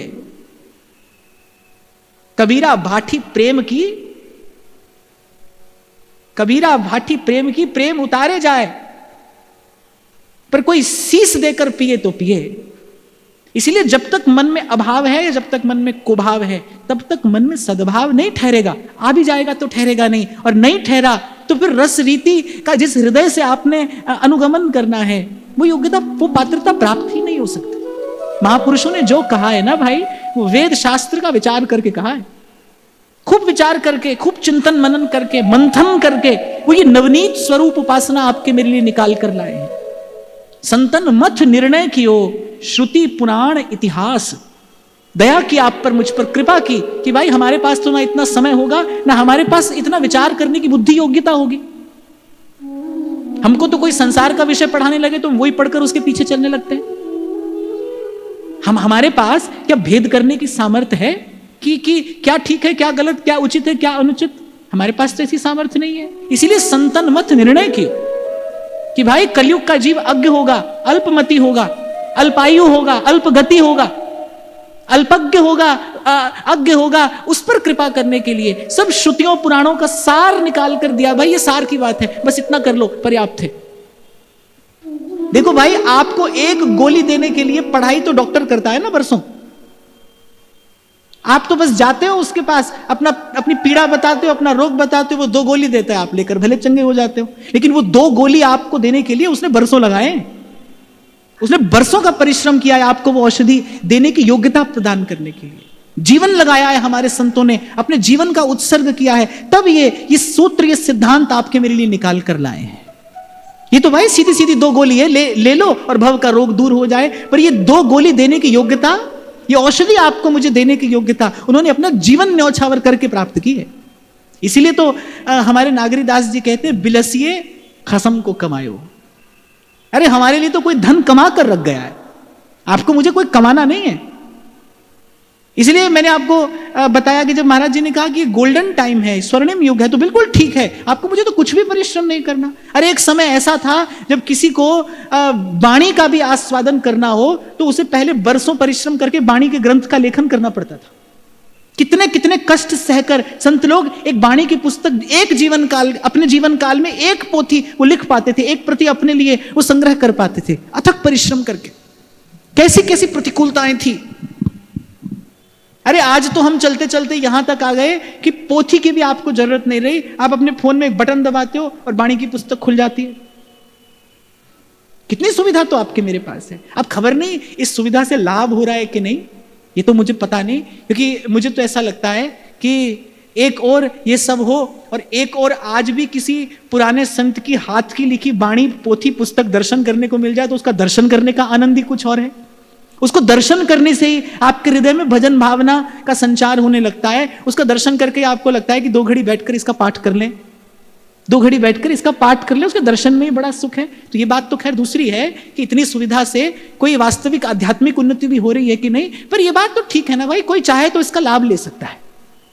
आज अगर किसी को वाणी का चिंतन करना है तो बहुत परिश्रम नहीं करना है भाई, वाणी आपके पास है, करिए चिंतन। पर कहां चिंतन की बुद्धि है हमारे पास, चिंतन की योग्यता है हमारे पास। इसीलिए संतों ने कृपा की। और जैसे जैसे इस कलयुग का प्रभाव बढ़ेगा वैसे वैसे जीव और अल्पमति होता चला जाएगा, संस्कारहीन हो जाएगा, नित्य और शुद्ध वस्तु को ग्रहण करने की योग्यता समाप्त होती चली जाएगी। आज भाई शुद्ध देसी घी में बना खाना किसी को खिला भी दो तो खाकर बीमार हो जाता है। क्यों? क्योंकि उसके पास उसने परिश्रम किया नहीं, उसके जीवन में परिश्रम है नहीं, श्रम साधन है नहीं, तो भोजन पचाने की योग्यता भी नहीं है, तो जीवन में संस्कार है नहीं, सत्य वस्तु को ग्रहण करने की योग्यता भी हमारे पास में नहीं है। इसलिए भाई बुद्धिमानी तो इसी में ही है। अब तो कृपा करो सब संत, अब तो कृपा करो सब संत। इसलिए बार बार आपसे निवेदन किया जाता है, भाई आप आरंभ कर रहे हो या आप कहीं पहुंच गए हो, इन संतों के पास रहना। जो प्राप्त कर चुके हैं वो कह रहे हैं, साध संगत बिना भाव नहीं उपजे। इसलिए बार बार मैं आपको बल देकर ये बात कहता हूं, नित्य प्रति दोहराता हूं, भाई भजन भावना में आप कहीं भी पहुंच जाना, पर कभी ये नहीं सोचना कि अब सत्संग की आवश्यकता नहीं है। ये इस भूल में कभी मत पड़ना, आप बड़ी हानि करा बैठेंगे अपनी। हो सकता है 2-4 दिन के लिए आपको लगे कि भाई अब तो कहीं नहीं रह गया संसार, अब तो भीतर भी कुछ नहीं, बाहर भी कुछ नहीं, अब तो हमें कुछ नहीं चाहिए। पर ध्यान रखना, 4 कदम आगे माया मौसी खड़ी है थाल सजाकर, वो सत्कार करती है जीव का भली भांति। इसलिए इससे यदि बचना है और इससे यदि बचे रहना है तो दीन बचन संतन संग दरस परस कीजय, दीन वचन संतन संग दरस परस कीजय। तो मन कैसा? सदा श्री जी के चरणारविंद के निकट। और एक हितोपासक का, एक रसोपासक का कर्म कैसा? जो भी वो करे उससे सर्व का हित भले हो ना हो, लेकिन किसी का अहित ना हो। हमारे जीवन से, हमारे मन से, हमारे वचन से, हमारी क्रिया से कभी भूल से भी किसी का अहित साधन ना हो जाए। इसीलिए कल सेवक जी महाराज ने विशेष रूप से कहा ना, बोले दुखद वचन कबहू ना कहे। हम वाणी से भी अहित कर देते हैं किसी का, हम अपनी क्रिया से भी अहित कर देते हैं किसी का, हम अपने विचार से भी अहित कर देते हैं किसी का। और अब मैं घूम कर आता हूं अपनी बात पर कि हमसे किसी का अहित ना हो जाए। अब ऐसी स्थिति हम अपने जीवन में कैसे साधें? तो भाई मैं कहूंगा श्री जी की सेवा में बने रहिए। भोर भये से सांझ ढरे तक सेवा को ही नेम हमारे गिरिराज जी के पंडित श्री गया प्रसाद जी महाराज, उन्होंने अपने जीवन में ऐसा आचरण करके दिखाया कि वो एक क्षण के लिए भी अपने समय को व्यर्थ जाने ही नहीं देते थे। कभी कथा सुन रहे हैं, कभी लीला का दर्शन कर रहे हैं, कभी नाम जप कर रहे हैं, कभी श्री ठाकुर जी के श्री विग्रह की सेवा कर रहे हैं, कभी शालिग्राम जी की सेवा कर रहे हैं। माने सतत कभी नाम में, कभी रूप में, कभी लीला चिंतन में, और कभी धाम के गुणगान में, कभी धाम के आश्रय के भाव में पड़े हैं। पर मन को एक क्षण के लिए भी खाली नहीं छोड़ते हैं। देखो ये है तो कठिन, ये श्रम साध्य भी है, ये समय साध्य भी है। इसीलिए शायद गीता में भगवान ने अभ्यासेन्तु कौन्तेय वैराग्येण च गृह्यते कहा। असंशय महाबाहो मनो दुर्निग्रहम चलम। बहुत सरल नहीं है, हाँ, पर असंभव भी नहीं है। और मैं तो कहता हूं इसी कठिन को साधने के लिए भगवान ने आपको अपनी सर्वश्रेष्ठ रचना बनाया है। इसी कठिन को साधने के लिए भगवान ने मनुष्य बनाया। और भाई आप पर और मुझ पर तो केवल कृपा नहीं, विशिष्ट कृपा है। आपको मुझे केवल मनुष्य नहीं बनाया, मानुष तन और वृंदा विपिन और रसिकन संग विवि रूप, यह संपत्ति भी प्रभु ने आपको मुझे देकर भेजा, प्रदान किया।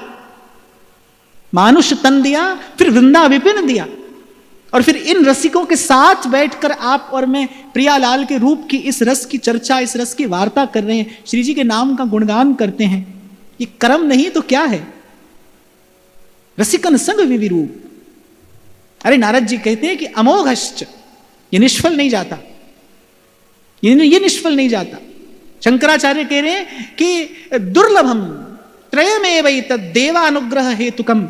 ये किसी को मिला हो तो वो ये जाने कि मुझे दुर्लभ वस्तु प्रभु ने सुलभ करा दी है। दुर्लभ, एक दुर्लभतर और एक दुर्लभतम, परम दुर्लभ। मनुष्य हो और फिर मुमुक्षा भी हो, और कहते हैं महापुरुष का आश्रय मिल जाए तो कहना ही क्या, फिर तो पार हुआ समझिए। और इतने पर भी जो अपने जीवन का आदर न करे, तो ध्रुवदास जी कह रहे ताको रहिए रोई, ज्ञान सहित नर देहवर भरत खंड में हुई, और तोहू न चाख्यो प्रेम रस, अरे ताको रहिए रोई। बोले अभागा है वो, इससे बड़ा दुर्भाग्य और कोई नहीं भाई, कि ये तन, ये जीवन पाकर और वृंदावन और महापुरुषों की, रसिक जनों की संगति पाकर भी तोहू न चाख्यो प्रेम रस। प्रेम रस अर्थात सजल नयन पुलकित गात गदगद स्वर। पीछे मुड़कर देखो कि जीवन में ये संपत्ति पाई आपने कि नहीं? कभी ऐसा क्षण आया जब प्रेम से विव्वल हो गए? संसार के दुख से तो विव्वल जीव आता ही है और व्याकुल रहता ही है और रोता बिलखता चला भी जाता है। पर विचार करो, देखो पीछे घूम कर देखो, जीवन जिया कि नहीं जिया? एक जैसा दिन, एक जैसी रात। वो दिन रात गए तो 1 वर्ष बना, वो वर्ष गए तो 10 वर्ष बने, 10 और 20 और 50, और इसको आपने जीवन कहा? पर ये जीवन नहीं है। एक जैसा दिन, एक जैसी रात, खाना पीना सोना और न कोई चीत। इस प्रकार के दिन 10 20 50 100 साल जीकर आप उसे जीवन समझो तो ये समझने में भूल है भाई। देखो जीवन जिया कि नहीं जिया? सजल नयन पुलकित गात गदगद स्वर, प्रभु के भाव में, प्रभु के प्रेम में विव्वल। ये कुछ क्षण आपकी मुट्ठी में है, आप तिजोरी में अपनी वस्तु बहुत संभाल कर रखते हो, तिजोरी में वस्तु बहुत संभाल कर रखते हो, मैं देखता हूं लोग खोल खोल कर देखते हैं, खुश रहते हैं। बैंक की कॉपी खोल कर देखेंगे, अच्छा इतना बहुत अच्छा है, बस उसी में आनंद में रहते हैं। पर जो ये जीवन की वास्तविक संपत्ति है, कभी देखा कुछ इसका संचय, कुछ इसका संग्रह भी है आपके पास? हैं 2 क्षण ऐसे आपके हिस्से आए? नहीं आए तो पाने का प्रयास करिए, क्योंकि मनुष्य होकर अगर वास्तविक संपत्ति कोई अर्जित की जा सकती है तो यही है। नाम चढ़ी उतरे नहीं भाई, नाम चढ़ी उतरे नहीं भाई। कोई ये मस्ती आपके जीवन में आई जिसके लिए कबीर कह रहे देखत चढ़े सुनत ही लागे और परस किए तन देत घुमाई, नाम चढ़ी उतरे नहीं भाई। जो जन नाम अमल रस राते, जो जन नाम अमल रस तर गई गनिका सदन कसाई, तर गई गनिका सदन कसाई। कह कबीर गूंगे गुड़ खाया, कह कबीर गूंगे गुड़ खाया।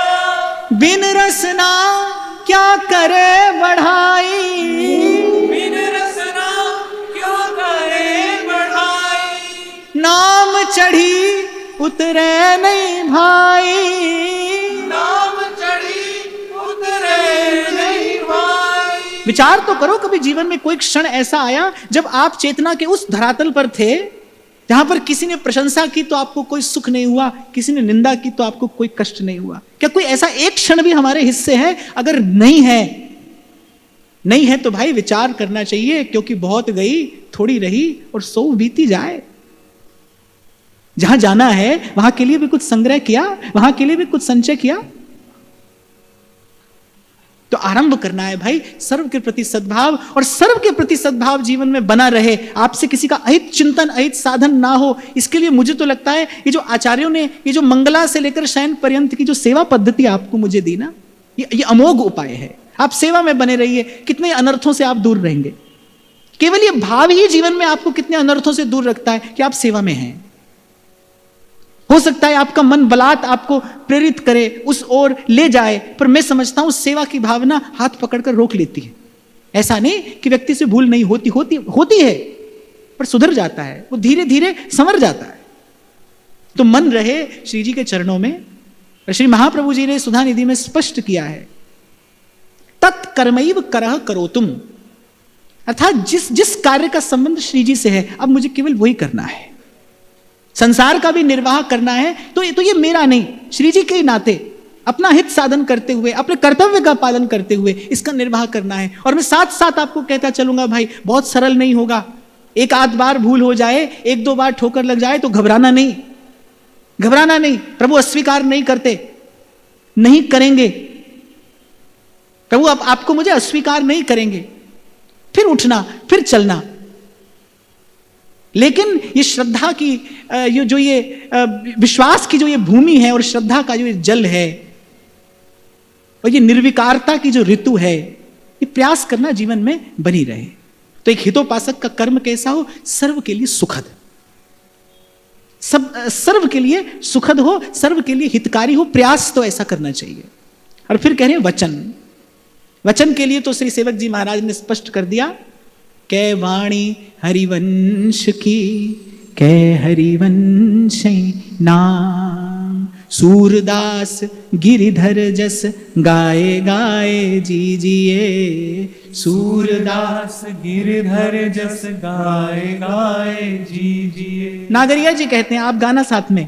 संग फिरत है काल भ्रमत नित शीस पर, संग फिरत है काल भ्रमत नित शीस पर, ये तन अति छिन भंग धुआं को धौर हर, ये तन अति छिन भंग धुआं को धौर पर, याते दुर्लभ काल न वृथा गवाइए, जाने दुर्लभ काल न वृथा गवाइए।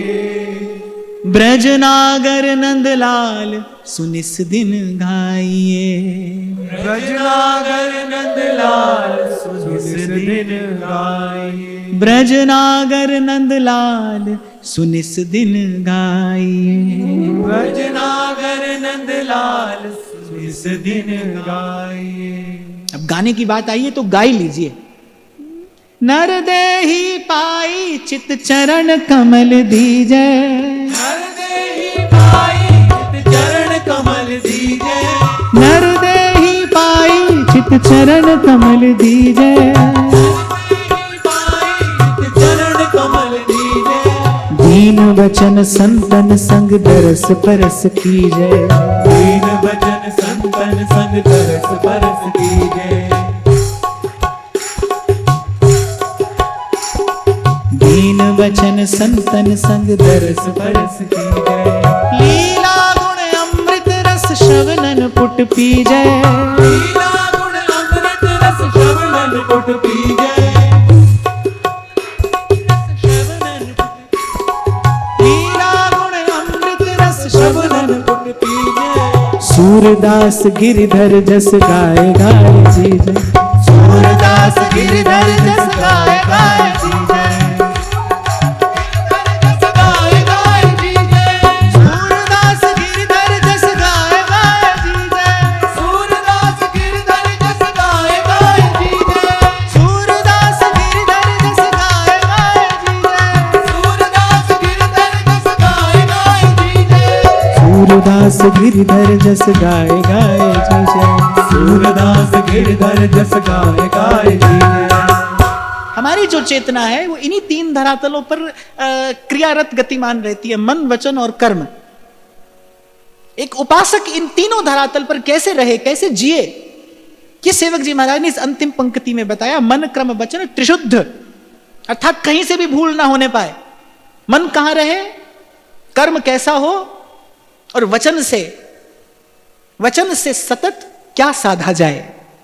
ऐसे आपको स्मरण हो जब हमने सिद्धांत विचार लीला की चर्चा की तो ध्रुवदास जी ने कहा सांगो पांगोपासना, इष्ट गुरु मंत्र और रसिकों का संग, ये जब संरेखित होते हैं, आपके शब्दों में कहूं तो अलाइंड, अर्थात इन सब की दिशा एक ही हो, तब उपासना सिद्ध होती है।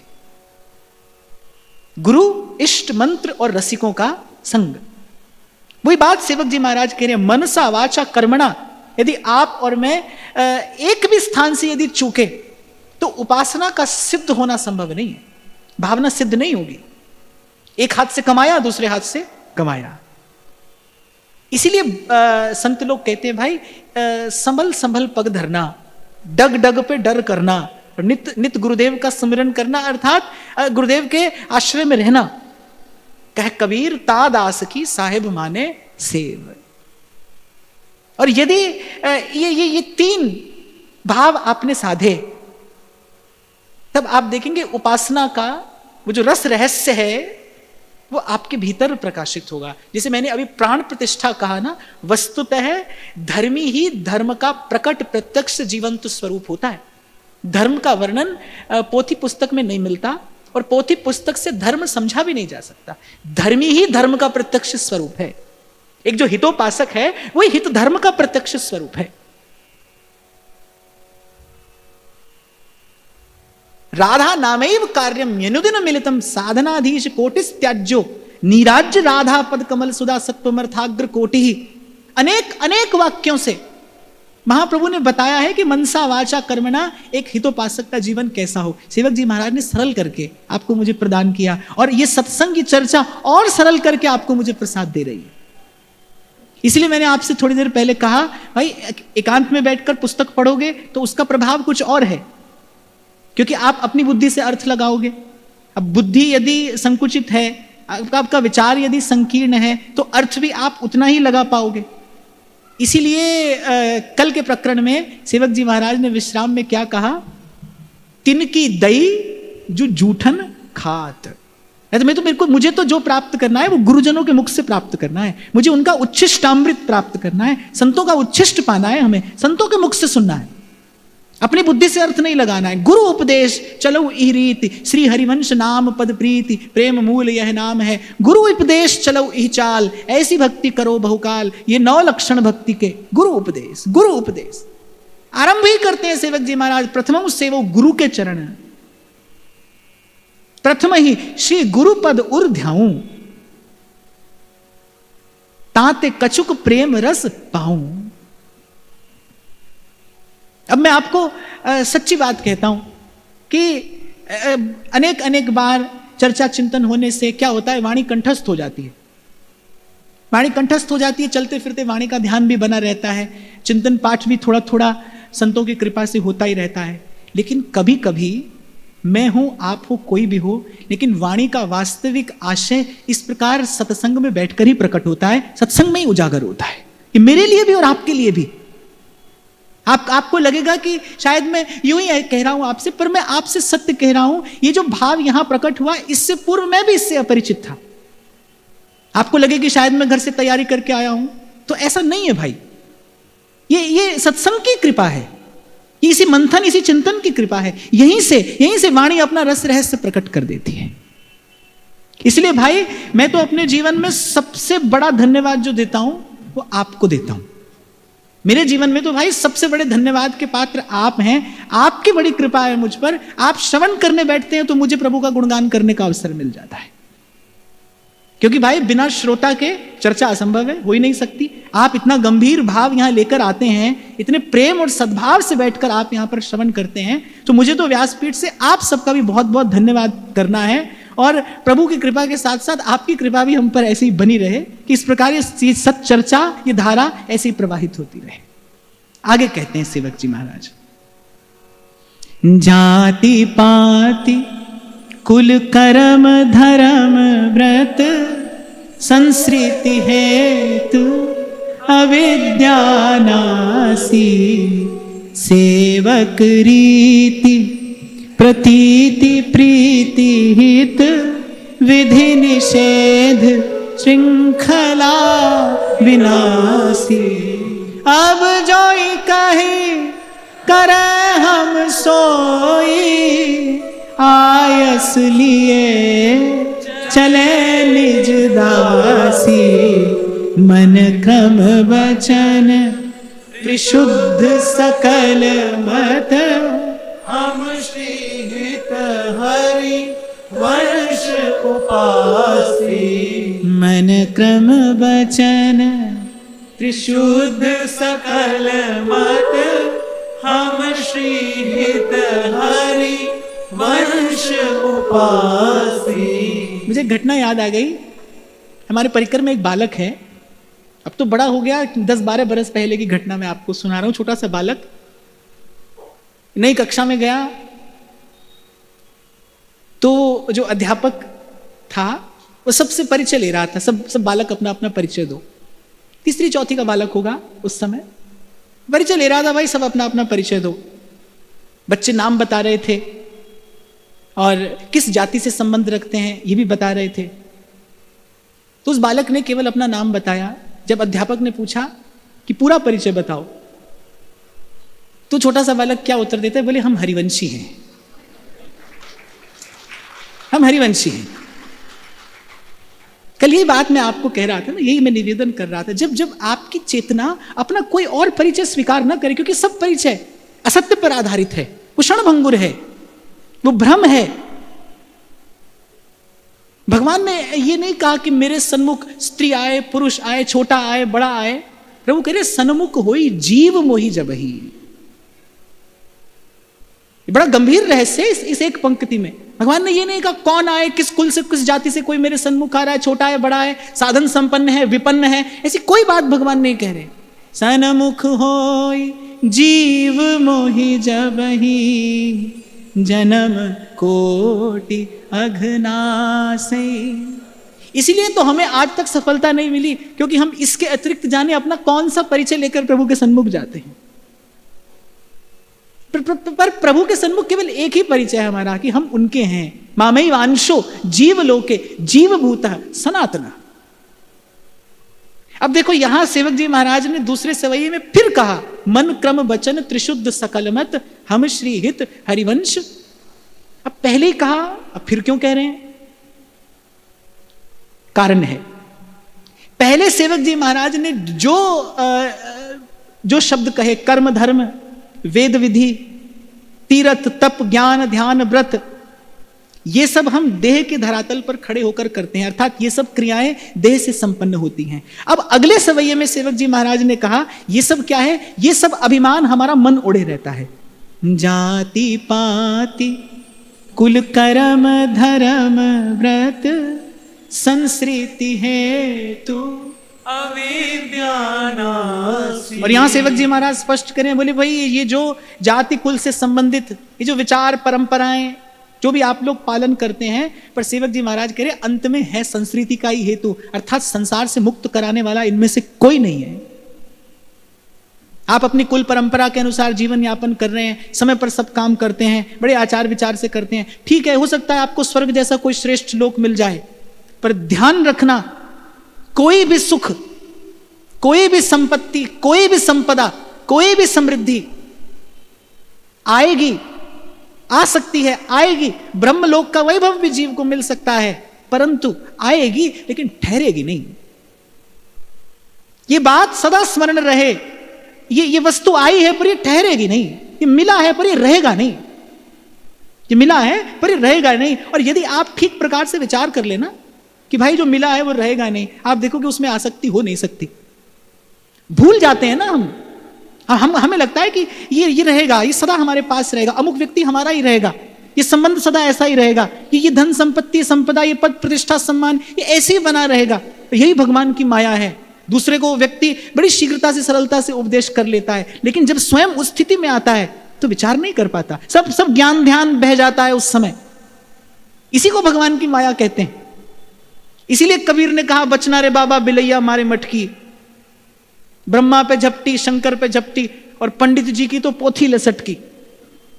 दूसरे को उपदेश व्यक्ति करता है, खूब करता है, कर ही रहा है। अब हम आपको कब से उपदेश कर रहे हैं? अब पता आपको क्या खबर कि हमारी वस्तु स्थिति क्या है, मेरे भीतर की स्थिति क्या है, कौन जानता है? और ये माया श्री कृष्ण की मोयो सब संसार। तो सेवक जी महाराज स्पष्ट कर रहे हैं, भाई ये जो कुल कर्म और ये जो धर्म कर्म व्रत आदि है, ये श्रेष्ठ फल प्रदान करने वाले हैं, लेकिन परम फल प्रदान करने वाले नहीं है। ये जो भी वस्तु देंगे वो आएगी पर ठहरेगी नहीं। अब विचार करके उसका ग्रहण करना चाहिए। जैसे अभी कुछ देर पहले मैंने आपसे कहा, अनेक अनेक आसन बिछे हों तो भाई सर्वश्रेष्ठ पर ही बैठना चाहिए ना। मनुष्य का जन्म मिला है, स्वर्गलोक आदि के सुख भी प्राप्त हो सकते हैं, पर यदि यहाँ सुख दुख से पार जाने की भी सुविधा है, सुख दुख से पार भी जाया जा सकता है, यहाँ वो सच्चिदानंद, वो परमानंद, वो प्रेमानंद भी प्राप्त किया जा सकता है, फिर तो मुझे लगता है भाई किसी अन्य विचार का त्याग करते हुए मनसा वाचा कर्मणा त्रिशुद्ध सकल मत गुरुजनों के, अपने आचार्य चरणों की शरण होकर ही रहना चाहिए। तो ये प्रथम पंक्ति में सेवक जी ने कहा संस्कृति हेतु, और यहां तो सेवक जी महाराज कह रहे उल्टे यही जन्म और मरण का कारण है। बोले जन्म और मरण से छुड़ाने वाले तो क्या कहिए, उल्टे यही जन्म और मरण का कारण है। अभी तो बड़ी विचित्र बात सेवक जी महाराज कह रहे हैं, पर मैं तो सेवक जी महाराज की वाणी का अनुसरण कर रहा हूं ना। जो ये कह रहे हैं मैं आपसे कहूंगा, मुझे कहना पड़ेगा। यहां तो सेवक जी महाराज कह रहे हैं जो वेद आदि में ये जितने कर्म धर्म का वर्णन है, जितने व्रत तीर्थ उपवास हैं, ये उल्टे संसार के ही फेर में डालने वाले हैं। शायद इसीलिए श्री गीता जी में भगवान ने अर्जुन से कहा त्रैगुण्य विषया वेदा निस्त्रैगुण्य भवार्जुन, कि वेद क्या कहता है। इस समय अर्जुन उस बात पर ध्यान ना दे। वेद त्रिगुण की बात करता है, मैं त्रिगुण से अतीत हूं, मैं त्रिगुण से परे हूं, इसीलिए त्रैगुण्य विषया वेदा निस्त्रैगुण्य भवार्जुन, ऐसा आदेश भगवान ने अर्जुन से गीता जी में किया। तो आप और मैं भ्रम से यहां से निकल कर आए तो यहां उलझ गए। यही तो मैंने आपको आरंभ में कहा, अरे संसार छोड़कर आए तो फिर धर्म कर्म में उलझे, फिर विधि और निषेध के द्वंद्व में आकर पड़े। संसार का फल भी संसार, यहां का फल भी संसार। यही उदाहरण तो मैंने आपको दिया। लोहे की जंजीर खोलकर कोई सोने की जंजीर बांध दे, कोई स्थिति में विशेष परिवर्तन नहीं आता, कोई भी परिवर्तन नहीं आता। भाई बंधन बंधन ही है, और पराधीन सुपनेऊ सुख नाही। कोई हो जो आपको स्वतंत्र कर दे, जब शुभ अशुभ का विचार ही ना रहे, जब हानि का कोई भय ना हो, तो लाभ का कोई लोभ ना हो। जैसे सेवक जी महाराज कह रहे हैं, गर्जना करते हुए कह रहे हैं, स्वर्ग ना इच्छाएं और नरक ना डरें, धरें धर्म हरिवंश को, धरें धर्म हरिवंश को। बोली सकी कहती है ना, को निंदत को बंदत और वृथा बकत बहु तेरे, अरे मोय अपनो दूल्हो राजी चाहिए, जहां संग पारे फेरे, सब विधि मैं इनकी और ये मेरे। कि ये ऐसी निश्चिंतता जब मन प्राप्त कर ले, तो जब तक आप पड़े रहेंगे उसी विधि और निषेध के द्वंद्व में, तब जब तक मन द्वंद्व मुक्त नहीं होगा, तब तक निर्भय नहीं होगा, निश्चिंत नहीं होगा, निर्ग्रंथ नहीं होगा। फिर कह रहे सेवक रीति प्रतीति प्रीति हित विधि निषेध श्रृंखला विनाशी। सेवक जी महाराज कह रहे हैं कि विशुद्ध प्रीति और प्रतीति प्राप्त करने के लिए मैंने ये विधि और निषेध की सब श्रृंखला छोड़ दी। अर्थात जिस कर्म में विधि और निषेध है वो स्वयं बंधन में है, मुझे क्या मुक्त करेगा। इसीलिए बड़े विचार से गोस्वामी जी ने कहा, भक्ति स्वतंत्र सकल गुण खान। चतुर्भुज दास जी महाराज तो द्वादश यश में कहते हैं, साधु बाट बैकुंठ की। बोले और विचार क्यों करते हो भैया, भगवान का भक्त है, वही बैकुंठ की बाट है, बस उसके पीछे पीछे चलिए। और आप और मैं स्मरण करें तो भगवान ने भी यही कहा। भगवान ने अनेक अनेक बातों का वर्णन करने के बाद बीच में ऐसे धीरे से भगवान ने कहा, लेकिन अर्जुन श्रेष्ठ मार्ग कौन सा है जिस पर गुरुजन चल के जाते हैं, महाजनो येन गतः सपंथा। कई बार कहते थे ना आप हम कि हमें रास्तों की जरूरत नहीं है, हमें तेरे कदमों के निशान मिल गए। आपके मेरे लिए तो भाई वो मार्ग है जिस पर हमारे जिसे महाप्रभु जी ने प्रकट किया, और उस मार्ग पर श्री सेवक जी ने हमें चलना सिखाया। श्री महाप्रभु जी ने प्रकट किया ये मार्ग, और सेवक जी महाराज ने हमें उस मार्ग पर चलना सिखाया। तो आपके मेरे लिए भाई कोई और मार्ग नहीं है, कोई और विधि और कोई और भाव विचारणीय नहीं है। यही आपके मेरे लिए कर्म है, यही आपके मेरे लिए धर्म है, यही आपके मेरे लिए सर्वस्व है। तो सेवक जी महाराज कह रहे उस स्वतंत्र रीति का, उस रस रीति का, उस प्रेम रीति का आस्वादन करते हुए विधि निषेध श्रृंखला विनाशी। अब जोई कही करे हम सोई, आय सुलिए चले निज उदासी। यहां श्री सेवक जी महाराज ने श्री महाप्रभु जी के उस नित्य सहचरी स्वरूप का संकेत करते हुए कहा है, और विशद अर्थ इसका यही है कि अब हमारे लिए कृत कर्तव्य क्या है। जिस प्रकार सहचरियां भोर से सांझ प्रियालाल को दुलराती हैं उस नित्य निकुंज में, उसी प्रकार उन्हीं सहचरियों के भाव में, उन्हीं सहचरियों के रंग में रंगते हुए, उन्हीं के भाव में पगते हुए, सखी चहूर फिरे चकडोर सी, सेवा को भाव लिए मनमाही। यहां एक बात मैं बिल्कुल निर्भ्रांत होकर आपको कह देना चाहता हूं।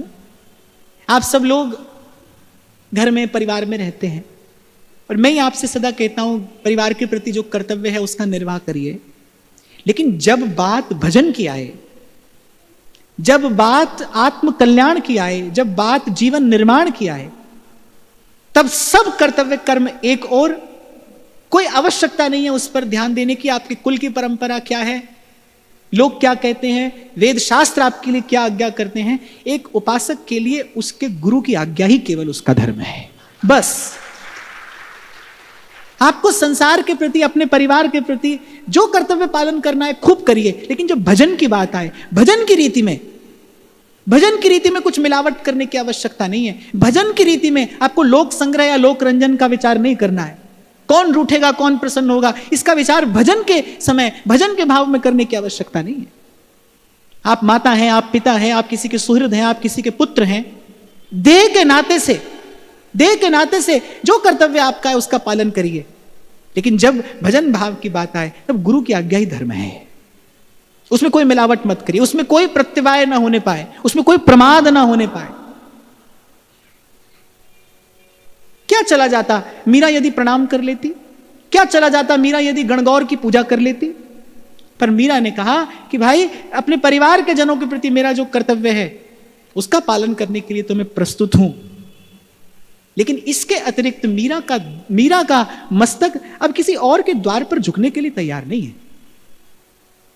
किसी के सेवक जी महाराज ने भी कहा, ध्रुवदास जी ने भी कहा कि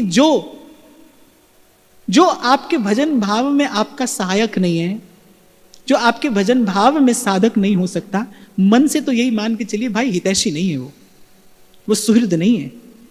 तभी गोस्वामी जी ने 2 टूक उत्तर दे दिया मीरा जी को, तजिए ताही कोटि बैरी सम यद्यपि परम स्नेही जाके प्रिय न राम बैदेही। यदि आपका सुहृद होगा,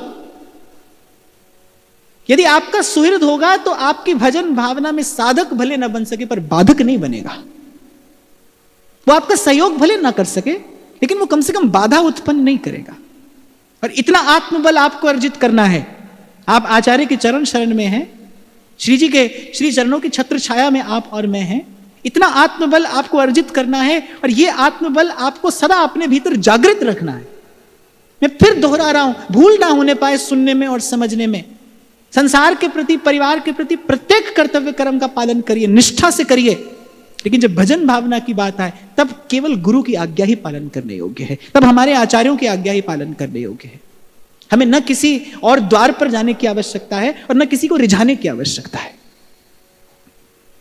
तो सेवक जी महाराज कह रहे, अब जोई कही करें हम सोई, आयस लिए चले निज दासी। और एक प्रकार से श्री सेवक जी महाराज एक साधक के उत्साह की अभिवृद्धि करते हुए कह रहे, अरे आयुष लिए, आयस अर्थात आशीर्वाद, आशीष।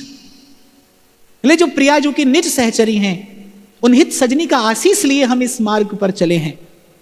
हमें किसी से कोई भय नहीं है, किसी की कोई चिंता नहीं है। जो उन्होंने कहा है वही हमें करना है, वही हमारा कर्तव्य है, वही हमारे लिए कृत कर्म है, वही हमारे लिए परम धर्म है।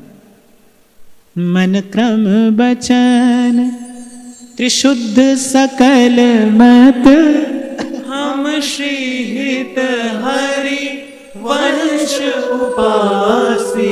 अर्थात तन से भी मन से भी।